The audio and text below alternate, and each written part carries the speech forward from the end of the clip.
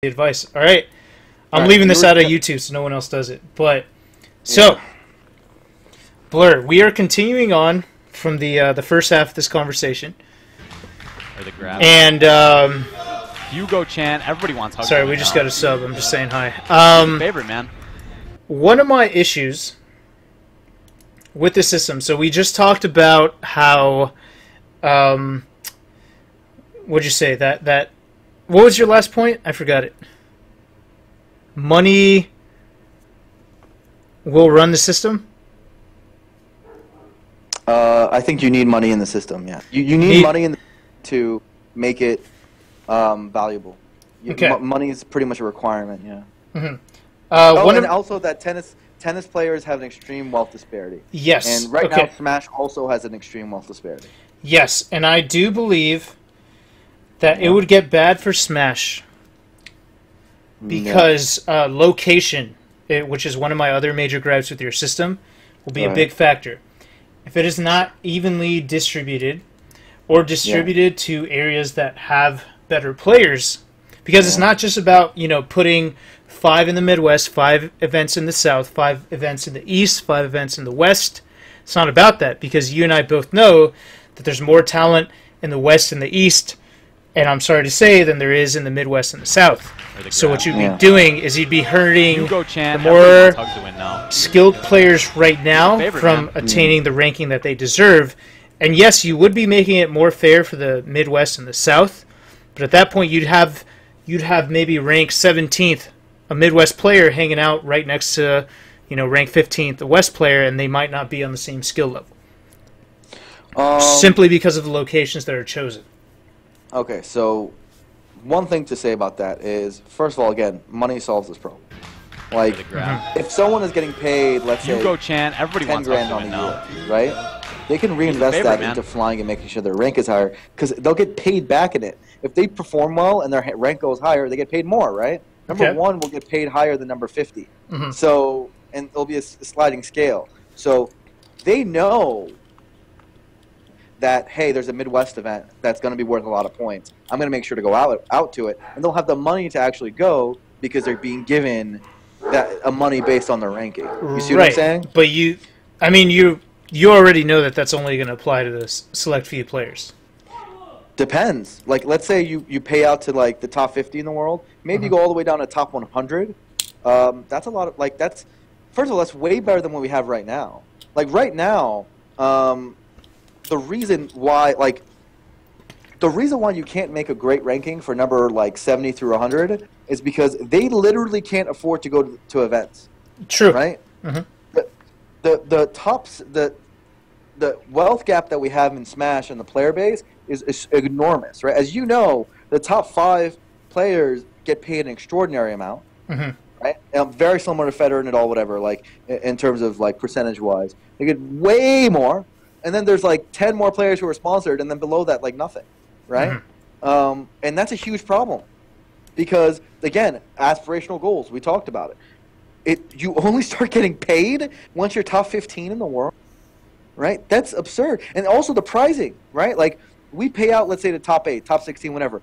The truth is, even when we pay out the top 32, it's basically like paying out only the top 8. Yeah, you get $25 for like.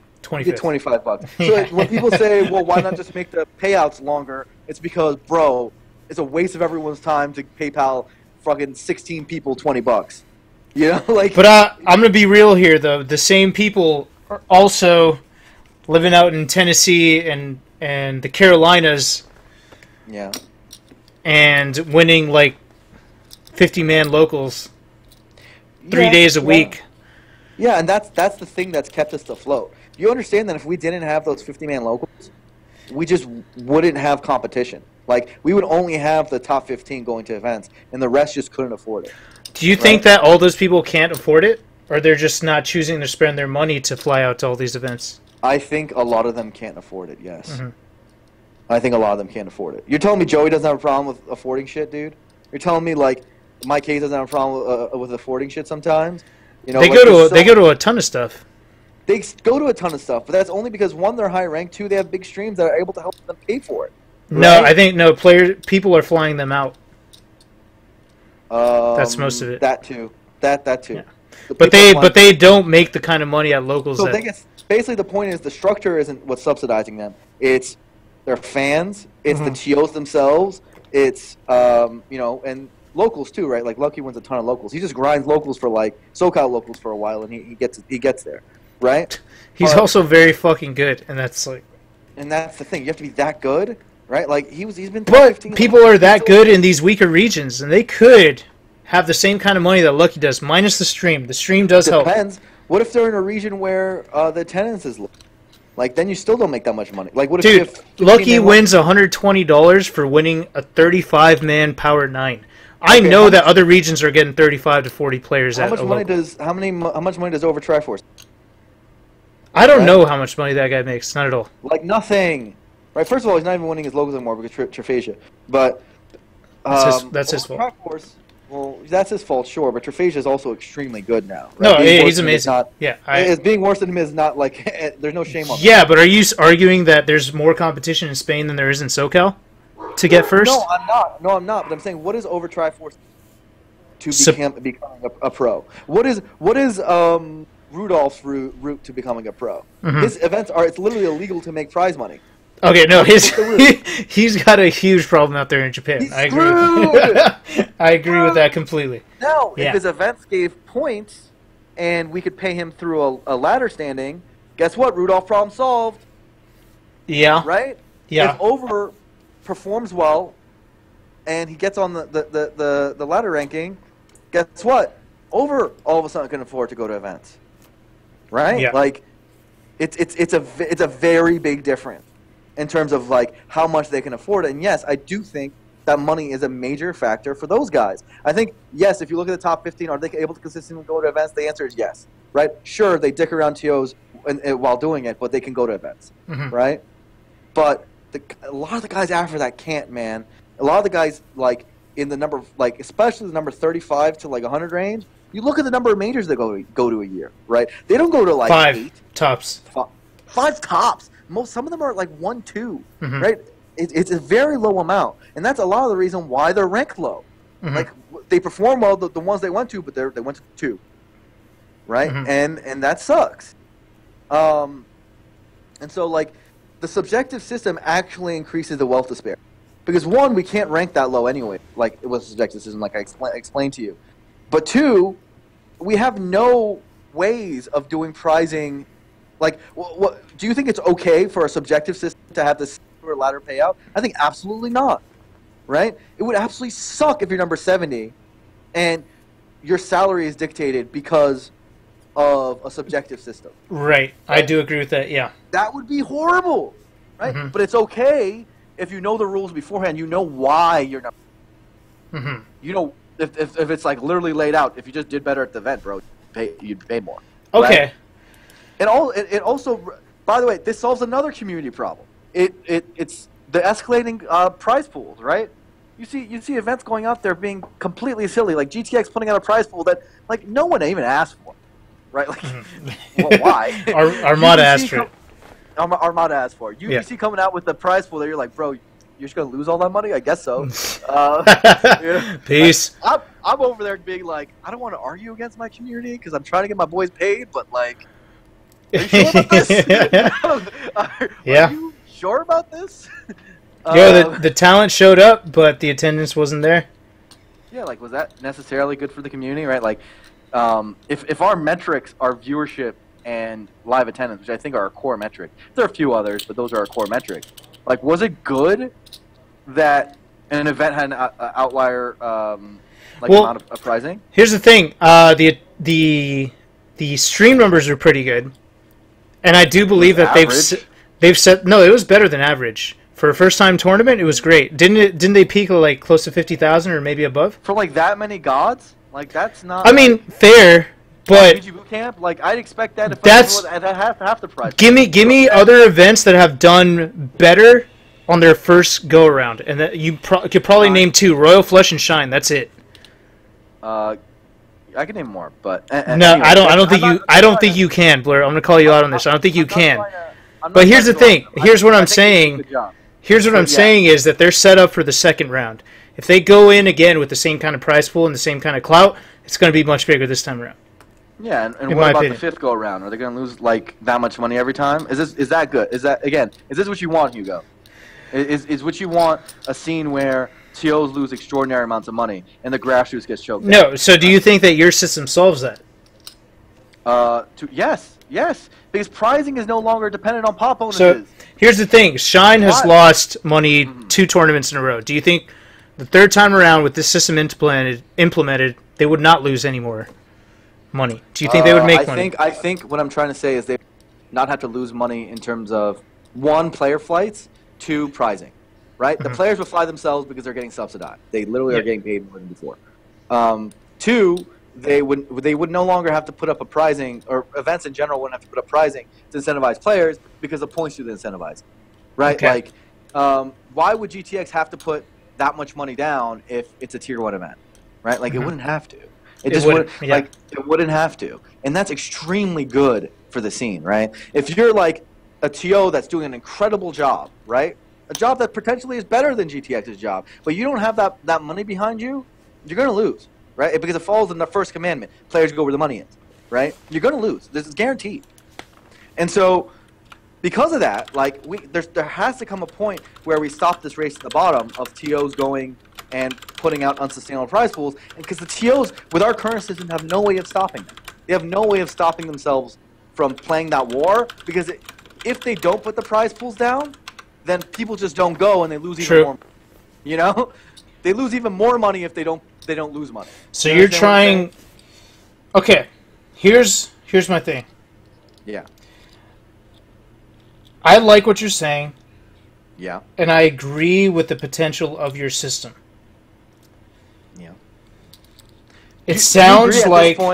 Do you agree at this point that it's better than the subjective? Wait, hold on. Let me just make this point before I forget it, because I got some kind of ADHD or something. But it sounds like a lot of it sounds like right now at this point in Smash's history, we have a lot of events that are either established or known. Sure. And we kind of have enough to pick and choose from to assign different tiers to each. And that's why I kind of like your system, because what I don't like about your system is that it prevents upstart tournament, TOs and events from growing. I think it kind of hurts them. I disagree. It stops them. I think it slows them down. It makes them bigger year 2 rather than year 1. Ooh, I don't agree with that, because I think that if events are able to afford it, they can be big year 1, the way that Shine was. And I think that's usually a bad thing. I think it's a bad thing for their finances. A lot of money. By the way, most events that do this, actually, pretty much, I can't even name an exception. An event that tries to be tier 1 right off the bat, all of them lose money. I agree, but so it's also events that try to grow organically, like Combo Breaker, end up being like 70-man tournaments for like 3 fucking years in a row, despite being one of the best run tournaments on the planet. And I think that is probably more offensive than Shine losing money, and then they lost money this year too, but next year that's not going to happen. They're going to start making money, and they've already established themselves as a tier 1 or close to it. And what if an event that is properly run and is, like, honestly, Combo Breaker has always been really good and good for Smash too. We just haven't given it any support because, again, players go where the money is. They haven't put a prize pool up. You think that's our fault? That is definitely not our fault. No, I don't think that is the TO's fault. I talked to Rick about it. I sit next to him all the time. But I don't think that's our fault. However, I don't think it's necessarily wrong to say, hey, so you're telling me the way for me to get Smash big in my tournament is for me to lose a lot of money, right? And my answer to that is yes, you need to invest in order to find success later, right? That's my answer to him. So yeah, I think you got a point with Combo Breaker, right? But I think what you're missing right now is, one, a current ecosystem as it is, breaking in as a new event and doing this aspirational crap that you're talking about is losing money, and is quitting within 2 years. That is the system you're describing and lauding right now. It's not. That's not a good thing. So what system? Your system is saying that you're going to organically grow within 4 to 5 years, maybe, and start making. I don't think it would take that long. Why hasn't Combo Breakers like on year 4? One of the best run events on the planet, and they're still not doing well. I wouldn't give Combo Breaker a tier 2 or 1. Like if with this perspective system, like we're talking about 2018, right? What tier would I give it? Maybe a tier 3, maybe a tier 4, whatever the tiering system is. I wouldn't give it that high, but I think that simple tier will help a little bit, right? And then maybe next year will go a little higher. Maybe they do a good job. Maybe, right? But no more than what they're already doing, in my opinion. Maybe not, dude. I think what we saw with, let's say, when the Capcom Pro Tour and the FGC is that people's attendance, like top player attendance, like drastically increased because people would start hounding them points, right? Mm-hmm. So, no, I think it would have a noticeable effect. If you're in the Midwest area and you're looking for points and you notice that no one's going, okay, and you give it to Combo Breaker, you could do that. That's a feasible thing you could do. Okay, well let me ask you this: as these events grow organically, do you remove tier 1 events or do you just add on to it and then increase player burnout? That's you're right that it will be political. I think the best argument against it is that it will be political, but I think you have to be political. I think that there's no other way, right? There has to eventually that has to happen. People have to be held accountable. Like when people lose stature, it's political, right? Like that's just the nature of things. So I think that part. We're gonna have some Julius Caesar shit going on here, dude. So no, I don't disagree. Like if Robin Harn is gonna get stabbed in the back by Crimson Blur. And you're going to remove his tier 1 status for Big House. Realistically, 10. I strongly disagree that would happen. Like reality is that Genesis Big House, like those at events, 2 Blur, those events are probably safe for like probably ever. You know, like for a long time. That's what you say, dog. You know, you never know what's going to happen, dude. And if they're not, right? Jogo guy has sex with your girlfriend, and then you hate him, and then it could get ugly, dude. It could get ugly. That is. I'll agree. Okay. There's a political level to it. Yeah. But I'll take a political level to it to basically what we have now, which is no quality control at all. Right. Yeah. We have no way of someone like I try my hardest, Hugo. You know how hard I work. I try my hardest consulting these fucking events, telling them what to do, blah blah blah. That's like my day-to-day, right, of telling, hey, do this, do that, whatever, right? And I'm thankful because for the most part, Smash GOs are cool and they listen to me, right? Mm-hmm. And that helps. But the truth is that, like, they have very little incentive to be better on their own. They have very little incentive to be, first of all, a professional TO, which we need, right? We want TOs to become professional TOs long-term, right? That's a huge thing. Yeah. Could you imagine... Hugo, can you imagine how good it would be for, let's say, SoCal to have people who are full-time, like a company that's full-time into, like, running locals and, like, majors and shit out of SoCal? Right? Like 2GG? Like 2GG. Or, like, what if old school Oxy, like, what if that was my full-time job and we could hire, like, a real staff? Or what if, like, there became an event company that could just do that full-time, right? Those guys, even the 2GG guys are doing that on the side. And the truth is that, like, Esports Arena does most of that work.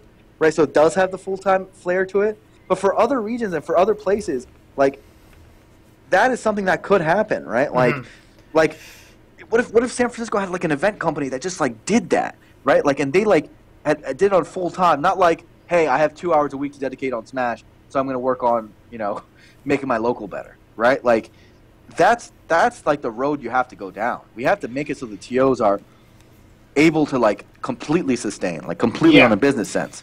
So listening to what you're saying, I am feeling like your system, while it does have cons, but I feel like that's just a given in any kind of system. But for the long term, or at least the bigger picture, the end goal, I think it's definitely better. I do not think... I do believe that we are at some kind of ceiling with the Smash community. Oh, huge ceiling. We're definitely at a ceiling. Yeah, and we're plateauing. Things do definitely need to start changing. Right now, this system is the best. However, if things start changing and we are able to start getting money into this, like, we cannot have money in the system and still run this kind of ranking based on what you just explained to me. I do agree. Tournaments are going to start to need value. Yeah. Sponsors need to start knowing which tournaments have value as opposed to, just wondering what kind of events they got to send their players to and having no idea how much it's worth or how much it isn't worth. Yeah, I mean, I can go into the business optics of like why what you just described is very important too. Mm-hmm. Like, there's a lot of business level reasons why what I'm describing like shits on the subjective rankings. Like, there's a lot of business reasons, right? But continue. Do you think this is a move for 2018? No, because we don't have the money. Basically, what I'm trying to say is, and I asked this question in another chat some time ago. I don't remember. I think it was your chat. I asked the question of, if you had $1 million to grow locals, right? If you had $1 million to grow locals, and I mean just locals, right? Like, because we need locals to get funded, and we want bottoms-up growth, and we want them to be better. How would you do it, right? Like, how $100,000 per Power 9. Okay, that's a bad idea, Hugo. I love Power 9, but there's other events. Hugo Chan, everybody wants HugS to win now. So, like, he's the favorite, man. So, like, that kind of hypothetical question I think is extremely important, because the truth is that, okay, we're in a slow march of getting bigger. The truth is that Smash hasn't declined since 2013. I think there's been fantastic leadership in the scene that's caused that. So I think we're on, like, we're going to continue to get better, and there's going to be more money in the scene long term.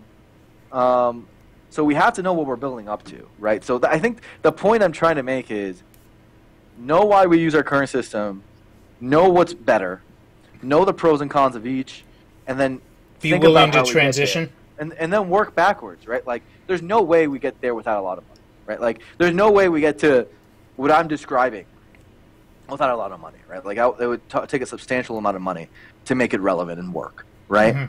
But if you work backwards, be like, okay, so what are the intermediaries? How do we get there, right? Like, what does it take to move from this to that? And that's like the long-term vision planning that I'm talking about. Okay. How would you begin to change things? Say, because you're saying that the money is not there right now. Yeah. Do you have a plan on how? You don't have to give me specifics, but do you have a plan on how to start getting the money there to start making this happen? Or does what has to come first? Does the system have to come first before the money? Or does the money have to come first before the system? There's two ways to do it. I think there's the system coming first before the money. The thing I'm scared about it is because, like, it would probably fail. Like I said, I think this system with no money is worse than the subjective system, so it'd likely fail, right? What the other system, your system? I think the system I'm proposing, the tennis style system, without money is worse than subjective ranking. And I agree with that. Yes. With money, so before this conversation started, I definitely was just thinking in terms of right now what's better, and I definitely think this is better. With money, like the subjective system with money and the tennis system with money, the tennis system with money is like so hilariously better that it's like not like basically all the cons of the tennis system go away with money. That's the beautiful thing. After talking to you, yeah, I can see it. There are cons. I still think there are cons. Yeah, they're smaller. They're smaller. They are smaller. Yeah. Like, especially considering the list of like major cons. But I'm talking with a lot of money, with good money. Yeah, it would take a lot of money.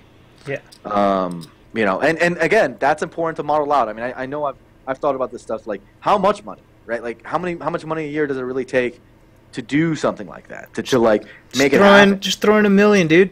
That's some Wall Street guy's yearly salary. I don't think. You don't think it's $millions enough? No. You could pay the top 100. You could pay number 100, like a $3,000 salary a year, and that's better. You can pay Armada on some like $75,000 shit. You're thinking of only prizing, but yeah, like I think what I'm trying to say is like I think that there's a lot of like programs that would have to go in to make it happen, right? Like, Okay. Anyway, the point I'm trying to make is that like, and people are freaking out because of $1 million. Like, if only they knew how much like the LCS budget is, right? Like, or like Overwatch League budget is. Right? It's $1 million is not very much money, unfortunately. Sadly, yeah. On a company level, right? Like on like a Smash community has like hundreds of thousands of people, guys. Right? Like, think about it for a minute, how much there is. So yeah, no, it would take a lot of money. I think like, of course, you can get it started with like probably as low as like 300,000. Like you can make some shit happen with 300,000. You can make some shit happen, right? And that's what I'm talking about intermediary. Like, I would think it's irresponsible to do it like, let's say $1 million, if you can't get that $1 million back ever. Why? Because then you run a system which lasts for a year, right? Like, and then you're just gonna be like, well, I don't have any money anymore. Darn. But if you can do it 300,000 and figure out like systematic ways to fund it and make it better. And the truth is like.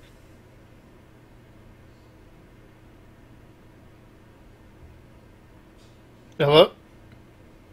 Blur?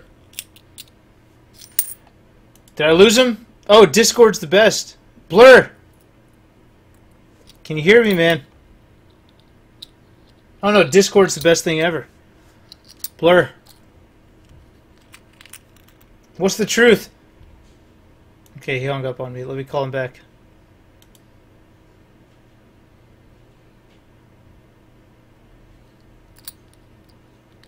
They shut down the internet at the Twitch offices? Okay, this is cool.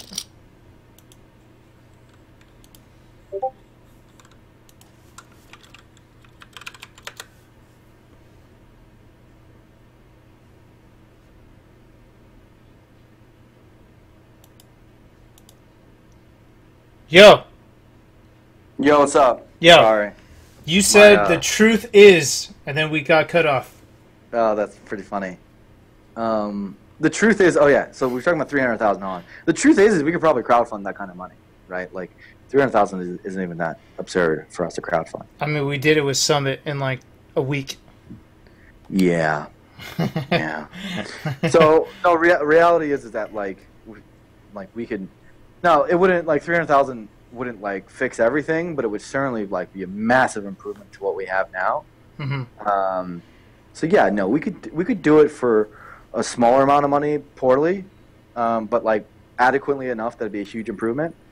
And then you could build on that. Like maybe you could figure out a way to take that and make it bigger, and maybe like figure out smart ways to make a turn a profit, and then you could take that and move it forward, right?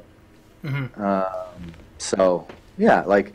No, if you're talking about if the route is crowdfunding it and making it possible that way, then yeah, we could do it next year. Like we probably could, right? So, I would like to do it next year. I mean, that'd be nice, right? Unfortunately, we only have like a month left before the next year starts, but I feel like the next year will be good for that, and you don't have to confirm or deny anything. But the rumors are out there for Melee HD. Come on. Who says I even know? Like, come on. I'm not asking if you know or not. I'm asking your thoughts. And if, let's just say that this was real. Yeah. Could 2018 be the year? No. Even if it was real. Even if Melee HD was out. Then no, probably still no. Still no. Yeah, of course not. It wouldn't make a difference. Why the fuck are we still playing this game? What? This all sounds dreadful. Like this is dreary. Yeah. Like what's it's going to happen? Every day, Hugo. Why do I wake up every morning? I don't know. This is a sad existence, dude. What's fucking pretty face is what keeps me going. Hugo. What's going on? You're telling me that Melee HD doesn't make the change that we all been waiting for?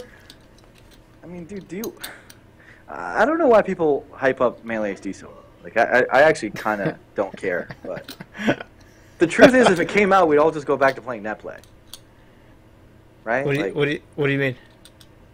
Like, if Do you think it's gonna have better online than net play? Oh, maybe not. I'm more so talking about. Actually, yeah. What does it? Do you think it's gonna have better training tools than 20XX? You know what? Even with Melee HD, does it get any bigger than Smash 4? And we're kind of already bigger. Yeah. So, like, it would do like a boost of like, oh, maybe some casuals who don't know about Melee would know about it, but like, damn, really? Like, I don't know. What does that matter? Like, you just broke everyone's heart in the chat, dude. No, I mean the reality is that's what would happen, right? Like, we already have Melee HD. It's called NetPlay and 20XX. you already have it, and it's free, right? Like, what are people gonna not do that? Like, they're gonna all it changes is that people don't like MacD doesn't have to lug around CRTs anymore. I mean, we could not do that today. Yeah, he could hire some minions and yeah. No. Well, you could just play on LCDs or play on a computer or NetPlay setup. Like, True. you can just run a LAN for Smash if you really wanted to. Like, that is not prevented today. People don't do it today because CRTs are cheap. Hold on. What about like sponsor excitement or some fresh Nintendo support? How long does that last? Dude, you know why we don't have sponsor excitement. It's because we don't have licensing over our let's say content. Melee HD and some kind of circuit with assigned values to events. Then yeah, but that's not Melee HD making it hype. It's the fucking structure. Well, I do think it's the combination.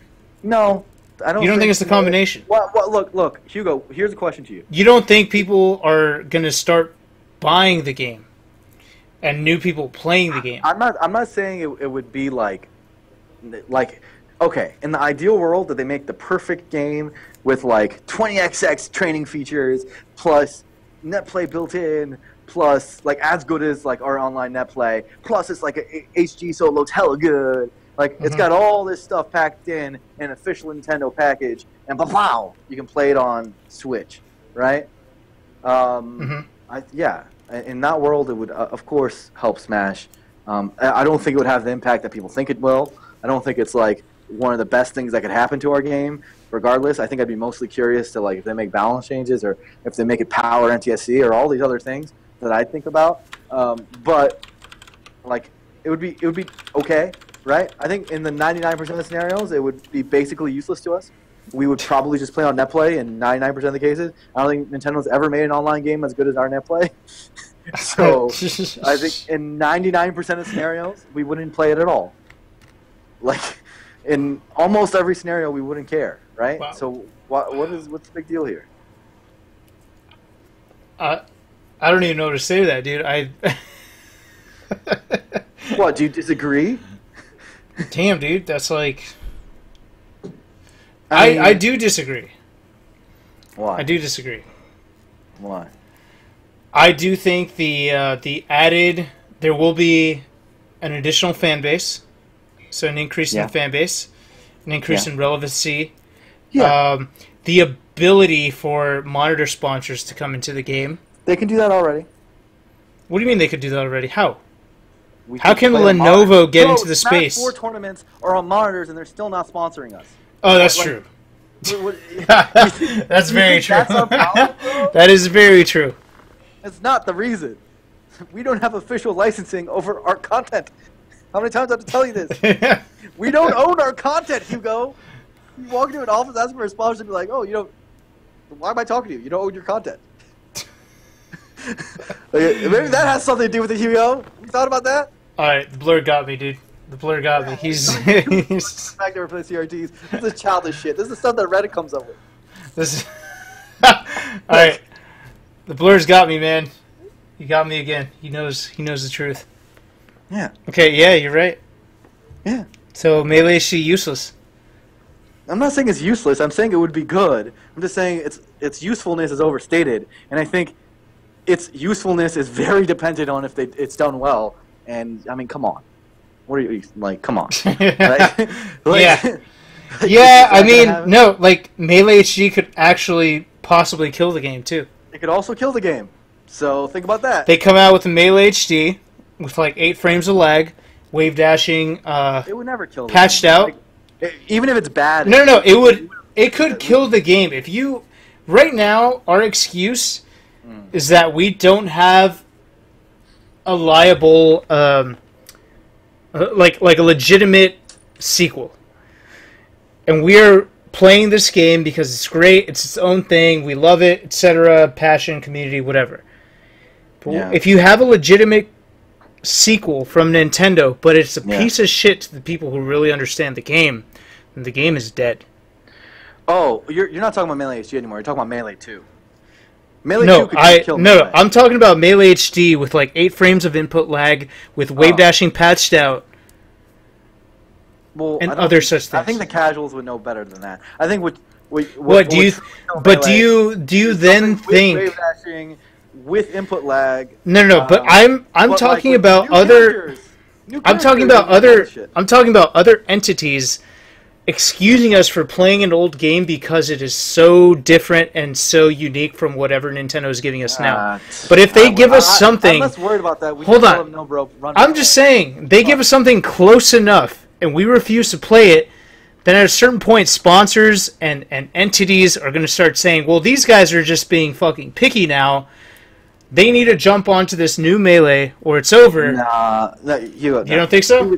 No, they'd be like, you guys need to jump on the new Melee. I'm like, you need to jump on my new, I'm like, there would be a meeting where we'd be like, nah, we don't want it, and they'd be like, all right, we're gonna not do that. And that case, no one would go. So, sure. You strongly underestimate the power of the top players. Like let's say Armada hates it, right? Or Mango hates it, or whatever.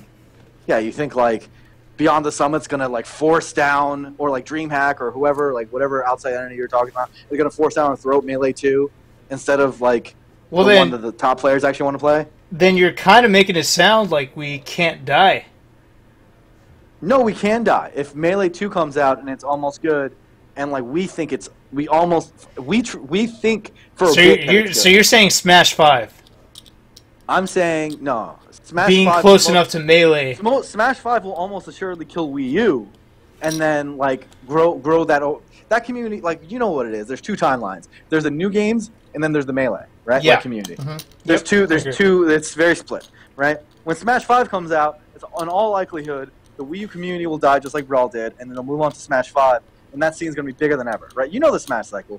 Basically, the new game community, quote unquote, peaks at the new game release, and then it does a slow decline until the next game release, right? And then there's Melee, which ever since 2013 has basically just been increasing forever, right? Yeah. So when Smash 5 comes out, we're going to be an extraordinarily high, like we're going to be much bigger than we are now, because basically the graph of the quote unquote new game community is going to go from slight decline to much bigger, right? And so it'll like catch up to where Melee is now, maybe even surpass it for a little bit, and so that combined, we will then be much stronger for it, right?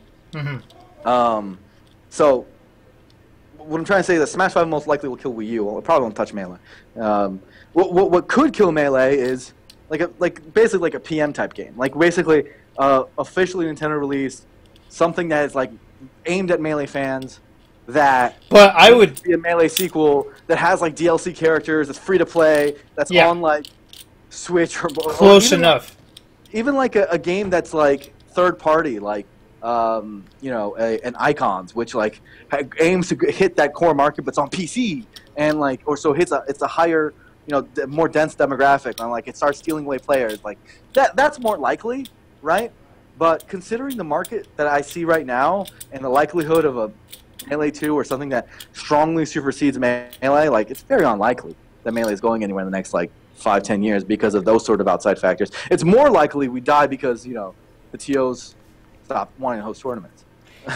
But in terms of dying, you're just saying like Melee specifically dies, but the community wouldn't be bad. Like, for example, if PM was the Smash 5, like if it was, I've always said this, if PM was Brawl, if Brawl was like PM when it came out, I would have completely switched from Melee and I would have played Brawl / PM.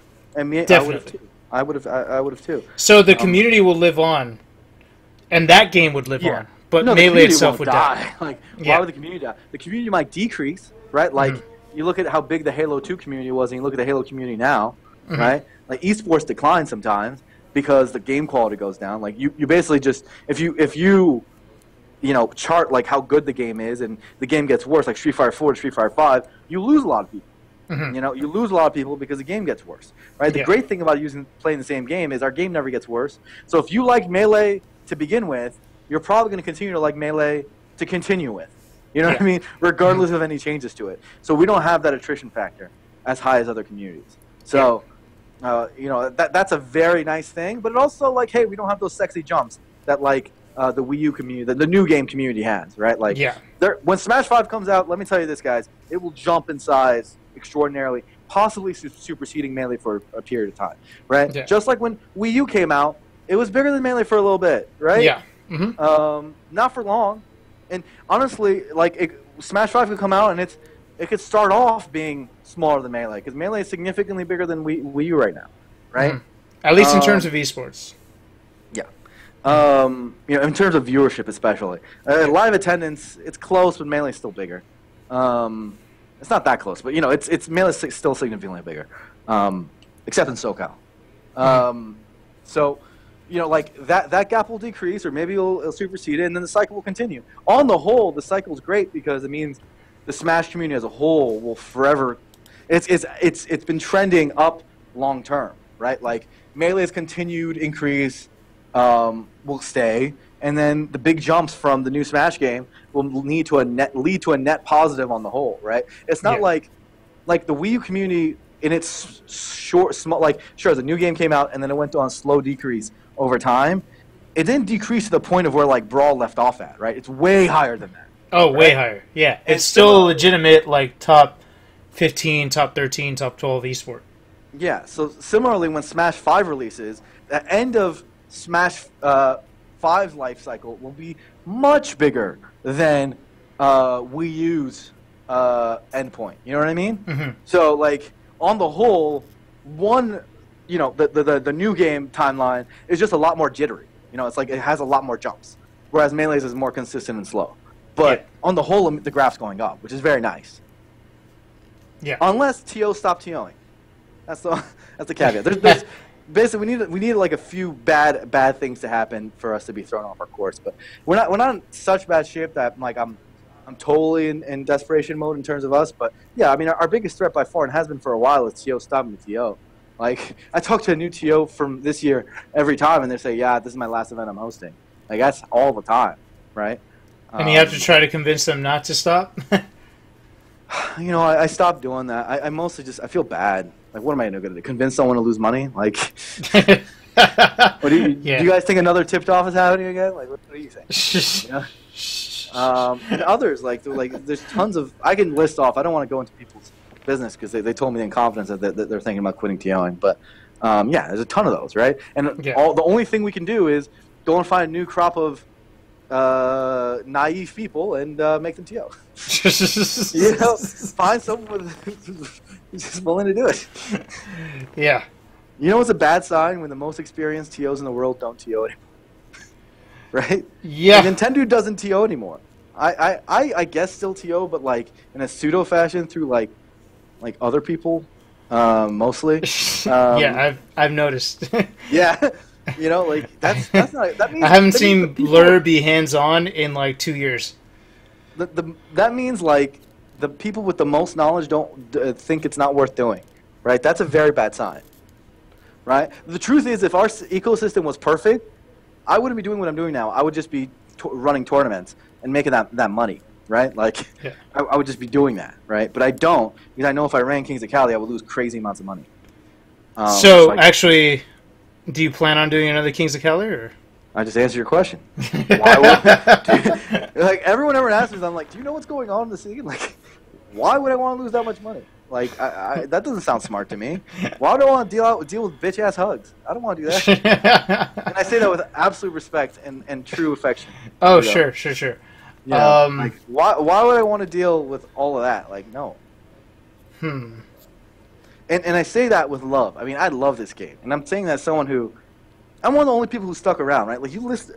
Hugo, we have a churn rate in Smash. Almost no tournament series gets past, like, the 4th iteration, It's like a curse. Is that true? Think about it, right? Like almost everything dies before then, right? It does. They don't get that far.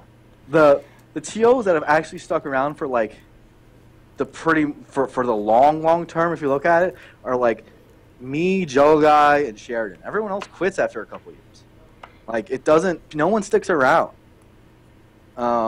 It's just, and there's just a few crazy people who decide to stick around, but for the most part, no one TOs for very long. And that's a huge problem, right? We can talk about like how we want to grow and learn from our mistakes, but how are you going to learn from your mistakes if every time you have to reteach something to someone, right? Do you think the ranking system you're proposing helps with that? A little bit. Like it does alleviate costs a bit, but I think there needs to be like straight up TO incentive programs and TO growth programs outside of that. You know, like there needs to be other shit for TOs. Like it can't just be that, right? Which would, again, like I said, there's more ways the money needs to be spent in Smash than just that, right? Like I asked, if you had $1 million to grow locals, how would you do it? How would you make it a world where, like I said, it is genuinely okay to have a company that runs professionally tournaments out of SoCal or out of San Francisco or New York? How does that world ever exist if you just had $1 million to spend per year? $100,000 for every Friday night tournament. All right. Yeah, and then what? Then you have like the stream getting pulled down, right? Like it's now it's getting like 20 viewers. Fantastic. You gave them $10,000 and now they don't even have a stream anymore. You know, basically. Fantastic. I fucking promise you, if Friday Night Tournament was getting $100,000, Mike Hayes would still be streaming it. You see what I'm saying? This is why money talks. Money does talk. You're right. Yeah, but like you get what I'm saying, right? Like the part of the glass ceiling that I'm talking about is that like other than Genesis and Big House, guys that were like able to work on year after year and be like, hey, do this and you'll make your event bigger, right? Like Big House were able to tell them like, yo, okay, go to Kobo, and I already, look, dude, I started the next Big House planning meetings with Robin like a week after the last Big House, and we already talked about like 2-3 year forecast plans in terms of venues and shit. Like, people would be shocked how far beforehand. You know how much I would love to do that with the whole scene? I can't. Right? Like, I'm worried about the next 2 months. I'm worried about the next 3 months. You know how fucking scared I am about February and March? How we have like no events coming up, no big ones. I personally love that shit, dude, because I get to stay home. But yeah, great. Well, it's not good for Smash. It's not good for the scene. And then people ask me like, "Hey, Blur, why do you host so many last-minute events?" It's because I'm looking at gaps. Yeah, you're filling in gaps. I'm filling in the gaps. You have to fill in the gaps. Yeah. Like, no, I know, Blur. I know that Blood for Blood 1 and 2 strictly exists because there's not a damn thing going on in late December. Yeah. And you're trying to fill the gaps. I completely know that. I get pissed off because I've missed both of them because I can't plan on like some last minute shit. But I know why you're doing it. You're trying to give viewership to the gaps. Right. And similarly with like the PAXs, Battle of the Five Gods, you know, like tons of events that I've had to personally do myself. Right, like it's mostly because I can't find someone to do this weekend, so I got to fill the gaps. Right, I got to make sure we have something. Right, we have to have something that's going to hit high viewership. Right, that's gonna perform. And so like we're always looking at the next 2-3 months. Like you don't have time to think about the 5-year, even though I just described the 5-year right now. Right, but like it's not an ecosystem where we get there because like. I can wax philosophical to Hugo on this video or on this stream about what I would love to do, but I'll go back to my desk and I'll work on the next 2 months, right? Like, because I'll work on making sure shit happens, making sure this TO who's his first time event or a second time event doesn't mess something up because he's new and inexperienced, right? Yeah. Like that's my job is to make that Band-Aid happen. And that's tough, right? Like, it's not something you can delegate because it takes so much time. Like, how can I delegate when first of all, I don't have anyone underneath me at Twitch. But second of all, like, you know, let's say I tell Matt.Zeb, hey, help all these TOs out. It's like, all right, what's in it for me? Yeah. At least I have my Twitch salary, dude. You know, like, so it's you know, the weight just falls on the same place. So, and all this stuff, like, is basically how we're able to like make not just my sphere, but in general, the scene, like, we're able basically to make it on like a churn basis, on like our little subjective rankings. We all know what we would want to do, or at least I think I have a good idea of what we would want to do at the optimal level, right? But the path just never presents itself because, like, it's just too much. Like, it would be impossible to get there because we don't have the consistency among TOs because they all quit. you know, they stop. So, I don't know. We need more Jol guys and Sheridans in the world. People who are logical enough to go to like the 8th iteration or whatever. Or plan for it. Well, yeah. Yeah. So. Interesting predicament, dude. Yeah. We should talk more, not necessarily here, but in private on how to improve that. So I think there's more that can happen for sure. Well, I mean, you know, even if it comes down to just people streaming on Twitch. That would help. But I mean, look, there's been more. Our home streams have grown, but our local viewership has decreased, right? Yeah. And it's not because they're competing with each other. It's because the quality of locals has decreased. Do you think so? No, I think that's strictly because I know that the quality of SoCal locals has decreased because SoCal players are traveling every weekend, so that they're not really attending their locals. Yeah, and I don't think that's necessarily like. Well, I think that is good, but I think that even when they have free weekends, they won't go. No, they won't because that's their free weekend. That's the fucking time they get to spend at home. So exactly, there's no. I know that's why I don't attend locals the same way I used to. Yeah, but I mean that's like a and then with these goddamn subjective rankings, I might get punished for attending too many locals. So maybe I'll just stay away. Exactly. So you've seen the problem, right? Yeah. I've seen that problem. I think that's more so like Tafo managing people to value locals a little more, but yeah, but your system does take care of that more for sure. It just takes care of it. But I mean, it's not just because like, oh, that's their free weekend. Like we're talking about, like, look at NorCal. I don't think we've seen a top 5 NorCal ranked player at a local in like ever. Like in the whole time I've been here, maybe. Like it's very rare. And like I said, there's people in that ranking who haven't gone to a tournament in like months. So it's not because they're overworked. I don't think. I think it's because like why? Right? Yeah. Like, why? And that's it's all risk, very little reward. It's all risk, very little reward. And it's a very bad systematic thing for us to be under.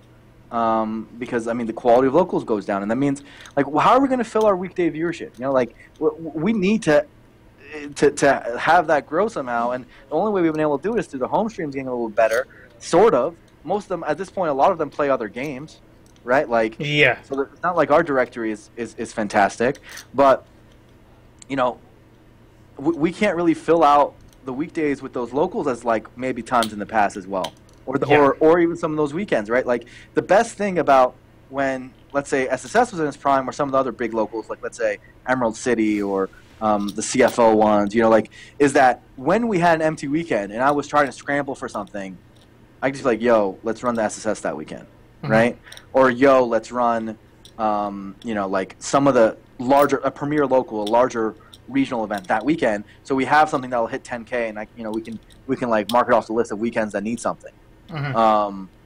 But we can't do that consistently anymore because people don't go to premier locals around the world, right? Like they just don't go.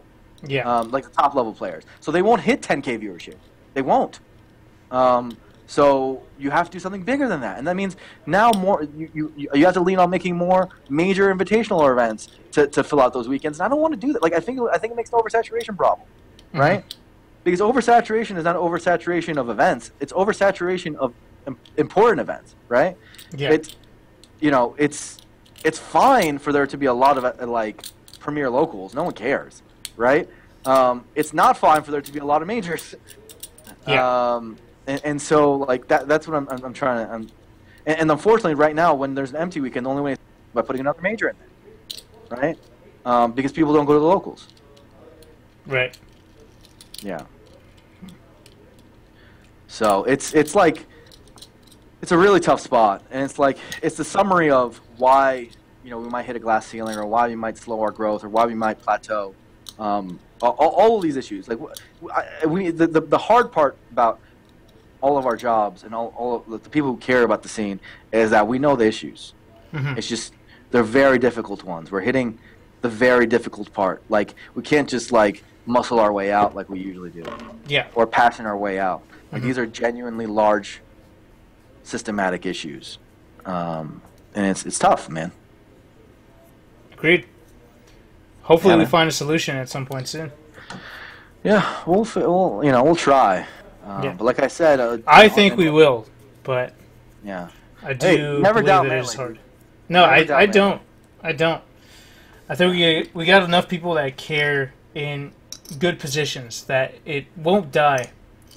But we got to figure out how to break our ceiling. For sure. Yeah.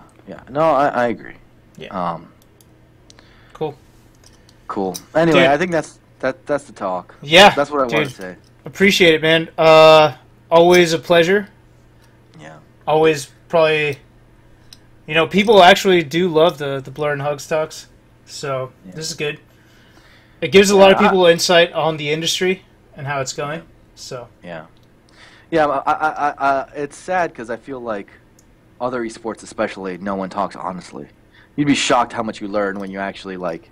The public knows nothing about those other esports. It's sad. Like everyone's in some sort of like chain of binding because of their employment, right? Like no one can. Yeah, like you mean like esports that are dying, but no one talks about it. Things like that. Yeah, no one and no one can figure out a solution because they're like stuck in their dying management structure, and they're like, oh well, guess that's that. I can name a couple off the top of my head, but yeah, for sure. All right, dude. I appreciate the talk, man. I appreciate the insight. I'm sure the chat appreciates it as well. Let's talk whenever we see some possible solutions, man. I'm just a player and just a streamer, but if there's anything I can do to help, just let me know. I'm not a TO, and I'm probably never going to be a TO, but let me know, dude. Yeah. I think like. I mean, this message will ring on hollow ears because, like I said, commandment number 1: players go where the money is. But Hugo, the least you can do is just give these TOs a better time. Please be nice to them. you know what I have to do after Battle 5 Gods?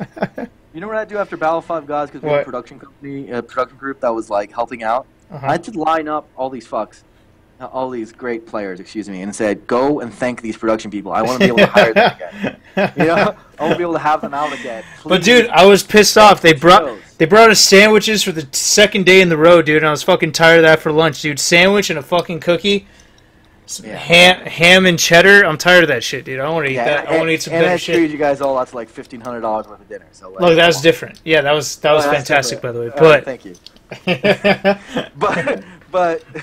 But you get the idea. Like, please at least make it feel better to TO. Because what I'm trying to tell you right now is, I'm the crazy guy who's been TOing for far too long, and like one of the select few people. Okay, fair. Make it better. But the only things I complain about are some basic, straightforward decisions that they could just be making. Don't fucking change the bracket on the day of the tournament. How about that? I am never going to stop bitching about that. If that happens, I'm going to bitch about it. And I agree with you. You have to also realize that, like, look at the person you're criticizing. Is it their first time event? The answer is probably yes, because, like, that's everything we discussed before. How experienced are they really, right? Like, if you're going to levy high level criticism, it's not always their first event. So it's not always. Sometimes they just suck. But how else are they going to know not to suck in the future, dude? I agree. Who are they going to listen to? I don't think criticism is bad. I think you got to basically level the tone, and you have to also like. This is not something I'm criticizing you in particular, but like, also like make it so that the conversation's balanced. Like, it's the balance of conversation. You know what I mean? There's good ways to do it. There's good ways to do it, and you know what I'm talking about. Yeah, I agree. And just, it's very hard to walk in other people's shoes, but like, think about what it must feel like if.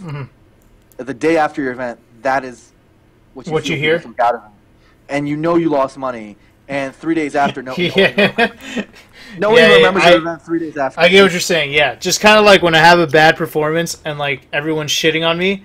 Yeah. Plus, I lost $20,000. Yeah. Yeah, that's. Yeah. Would you still play Smash if that was what your life was, Hugo? It's like I hear all the 129 jokes, and like I'm old, and like I'm washed up, and I lost $20,000. Oh, and by the way, you don't have the stream or the fame, or you don't have. And I can't make it up on stream. I can't. Yeah, I get what you're saying. Yeah, that's what it is. So, okay. you know what I'm trying to say. Very least, the intermediate step is like value your TOs. I'm telling this to everyone. Give them a thank you. You know what? Give them a present. Like seriously, like people did this back in the day. You remember the crazy shit people used to do, dude? For me, I felt so special. Like we did those SoCal Community Awards. You remember that? Mm-hmm. Like Marco organized this thing where like they gave me this fucking. Oh yeah. Mm-hmm. They gave me this like. Yeah, I remember that. Yeah. Award, and it was like best TO and like best tournament, and like dude, all everyone did all day was praise the Blur. That's it. I get so much more hate now than back then. Back then, people loved me. Like, people still love me. I'm okay. But the point is that like the feedback loop was godlike, and I'm seeing what these kids are going through nowadays. That feedback loop sucks right now. It does suck, but the thing is, I don't think it's unwarranted because a lot of the time, the decisions that these TOs make, the ones that we are not okay with, directly affect our careers. So we're not just doing it because we like to shit on people.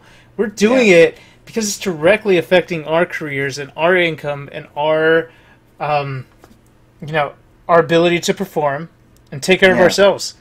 So it's like with TOs, our reaction is through criticism. Yeah, that's our effect on them. Their effect on us is actually negatively impacting our ability to make a living, and that's why players get pissed off. Do you think that negative publicity, if everyone says that your tournament sucks, hey, this is the reception, but do you think that doesn't affect their ability? Which comes first? You know what I'm saying? Dude, your reception from one event, your reputation from one event leads to the other. You know, like it's not irrelevant, dude. Yeah. Oh no, I understand that, but with a good job, we could actually turn it around and make them money, right? But their job comes first. Their ability to perform the task well comes first before we ever get to criticize it. Well, you throw a Shine 2016 and the entire community is telling you how amazing it is. Yeah. That's a plus, and we don't have to complain. But your TOing duty came first before our perception of that duty. Yeah, no, look, I'm not saying you should complain. That's the only reason it's so passionate. I'm literally saying over and over again that I think the feedback is useful and all. I just think that that's totally right, and I think there needs to be more nice stuff. If someone does a kick-ass job, like, let them know and like be very maybe less public dragging. I could agree with that, but there's not really a channel where players feel. No, there's not really a channel where players can feel like they could speak to a TO and be effective unless they take it to the public. You know what? I think it was Leffen told me, and I think it was like it was the truest but saddest thing he ever said. I want to say it was him. Sorry, Leffen, if it wasn't. He said something along the lines of, "Dude, I do positive tweets. I sometimes tell a TO like great tournament or like all this other shit. It just gets like 100 likes and no one cares. When I post something, I get 10,000 likes, and tweets, and the whole world goes ablaze." I'm sure. Yeah, I think he actually does. There's some wholesome Leffen. Leffen's negative tweets. Yeah, but he does have wholesome stuff. It's just the general community doesn't care about that shit. No, bro. Leffen. 5 likes. Leffen's negative tweets affect players, TOs, and the entire community at large. Like, FGC decides to not fuck with us because of Leffen's tweets on plenty of occasions. This is, like, real talk. Like, the whole, like, we don't need EVO is legitimately a Leffen-sourced argument. And now even FGC people are like, well, if those fuckers don't care about it, they don't think they need EVO, then why do we need them? Like, who cares if we kick them out? And we're saying this in the midst of us talking badly we need TOs. Yeah. Oh yeah, Teos worth literally their weight in gold, and we're like, oh yeah, we don't need them. Yeah. Oh yeah, we do. Please don't make my job harder. Please. Yeah. Yeah. Oh yeah, I just want to lose all of that viewership. Like that's gonna make my job. Dude, Yeah. I told you, right? I don't think Evo's gonna have us back. That's my theory. We'll see, dude. No comment. Oh shit. Yeah. Okay. No comment. I can't tell you anything. Okay. I'll take that as you know. Yeah, I won't say how I take that, but I don't even know if Leffen said that particular thing, but the concept is right. Like Yeah. in general, like negativity gets met with so much more, like social Fervor. activation Yeah. and fervor than positivity. No one cares about positivity, bro. it's like it's like the mainstream news, man. That's what we're becoming. That's what happens when you're getting bigger. It's what You happens. know, when controversy, sex, all that, it sells, man. It's true. It's a shame. True. It's a It's a shame. goddamn shame. All right. All right, cool, man. Thank you so much for the talk. Appreciate it. Yeah. Lots of insight. I will be uploading this on YouTube, probably in 2 parts. So Yeah. I'll let you know what's up there. Thanks, man. Appreciate it. And hopefully we'll do this again at some point soon. I hear they're coming out with a top 100 all-time list. So we could talk about that, dude. Yeah, that's a long list. It's I don't even. It's too long. And by the way, they never asked me to be a panelist, which I am highly offended about, by the way. They asked me either, but I would have said no. But No, maybe we haven't been long. You know, we haven't been around long enough, dude. That's the problem. Man. I think. Yeah. You know who really knows what's going on? What is it, Pikachu, whatever, and Yeah, Edward Buddy. Those guys have lived yeah, it. they know what's going on, dude. They know what's going on. I'm kidding, I love those guys. The truth is, I would have said no. I don't have time to do that. Look, I might have said no too, dude, but it's like Job from Arrested Development. I would still like to be asked. At least send me a message so I can respond. Yeah, exactly. Make me have. So you don't have this conversation with Hugo and Blur on stream. That's why you do it. Yeah, exactly. You know, like just ask me. Hit me with a message.